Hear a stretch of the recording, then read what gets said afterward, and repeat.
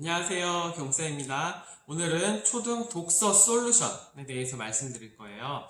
아이랑 독서를 하다 보면 여러 가지 문제 상황이라고 표현해야 될까요? 여러 가지 그런 난관에 봉착할 때가 있습니다. 아이가 책을 너무 안 읽거나, 학습 만화 혹은 만화책만 읽거나, 혹은 웹툰만 볼 수도 있고요. 아니면 아이는 고학년인데 동화책만 볼 수도 있고, 아니면 책을 아예 담을 쌓을 수도 있고, 반대로 책을 너무 많이 읽을 수도 있습니다. 그런 독서 솔루션에 대해서 오늘 제가 설명드리겠습니다.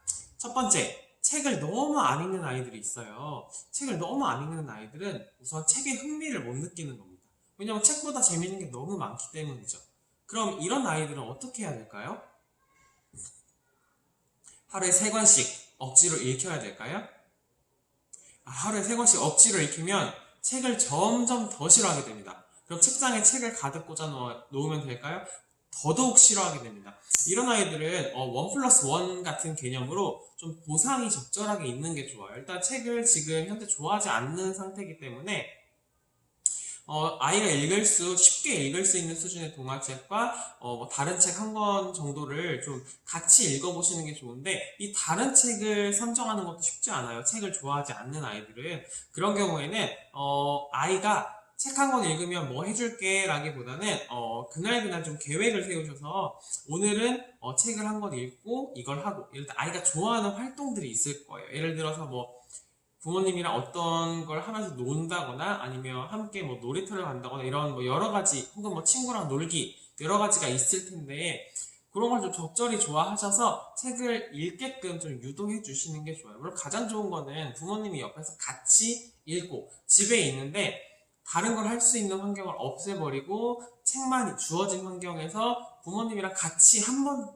읽어보세요. 그러면 아무래도 조금 더 이제 집에서 책을 읽을 수밖에 없구나 라고 하다 보면 자연스럽게 책을 조금씩 읽게 되는 경우도 제가 많이 봤습니다. 그렇기 때문에 부모님들도 조금 힘드시겠지만 한 일주일 정도 집에 책만 읽을 수 있는 분위기를 한번 만들어 보세요. 그러면 조금 도움이 되지 않을까 싶습니다. 자, 방금 책을 너무 읽지 않는 아이들에 대해서 말씀드렸는데, 사실 책 너무 안 읽는 아이들은 제가 말씀드린 다양한 독후 활동들이 사실 모두가 적용되지 않을 수도 있어요. 그렇기 때문에 꼭 책에 대한 흥미를 책과 친해지는 다양한 놀이를 통해 좀 접근해 주시길 바라고요.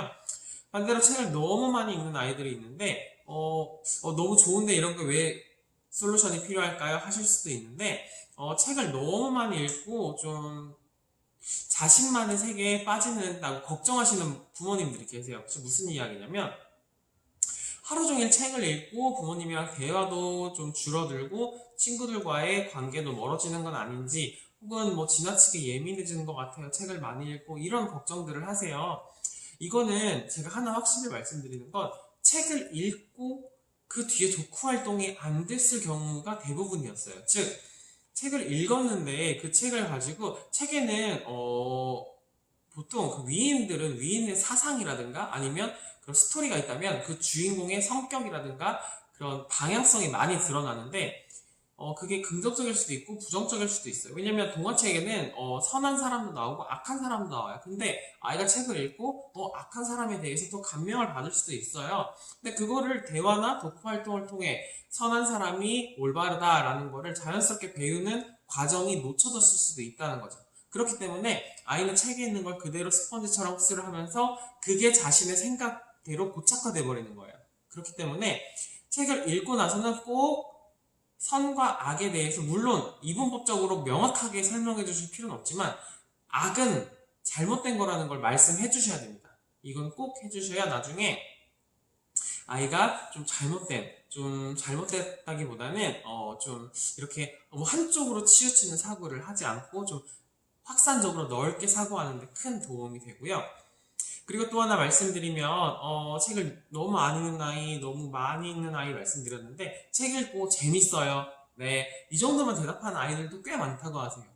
이 아이들은 일단 사실 그냥 말하기가 귀찮은 걸 수도 있는데, 그거는 논외로 하고요. 재밌어요만 말하는 아이들은 책을 읽고 자신의 생각을 표현하는 연습이 아주 조금 더 필요한 아이들이에요. 그렇기 때문에 책을 읽고 나면 구체적으로 질문을 해주세요. 이 주인공은 어떤 행동을 했어?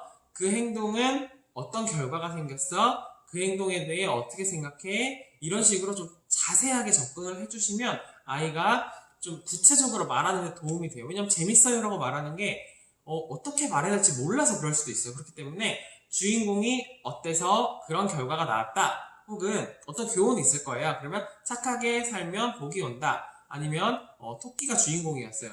토끼가 열심히 달려서 거북이를 이겼다. 이런 식으로 부모님이 조금 내용을 구체적으로 아이에게 질문을 해주시고 아이가 대답을 하는 연습을 하면 조금 더 책에 대한 느낌을 구체적으로 이야기하는 데 도움이 많이 되고요. 그 다음에 또 하나 말씀드리면 아이들 같은 경우에 읽었던 내용을 기억 못하는 경우도 꽤 있어요. 지금 무슨 이야기냐면 어제 예를 들어서 책 먹는 여우라는 동화책을 읽었는데 그 내용을 물어보면 좀 정확히 기억을 못할 때도 있어요. 그럴 수도 있죠. 근데 오늘 방금 같이 책을 읽고 나서 물어봤는데도 정확히 기억 못하는 경우도 있어요. 그러면 이건 아이가 좀 책을 주의 깊게 읽고 다시 한번 되뇌이는 과정이 아직 좀 연습이 필요한 거예요. 그렇기 때문에 그런 아이들은 책을 한 줄씩 꼼꼼히 같이 읽어보시는 게 큰 도움이 됩니다. 옆에서 부모님이 한쪽 읽으시고요. 그 다음 페이지를 아이가 읽어도 좋고요. 부모님께서 한 줄 읽고 아이가 그 밑에 줄 읽고 이렇게 번갈아서 읽는 연습을 하셔도 아이가 책을 읽고 내용을 정확히 기억하는데 큰 도움이 됩니다.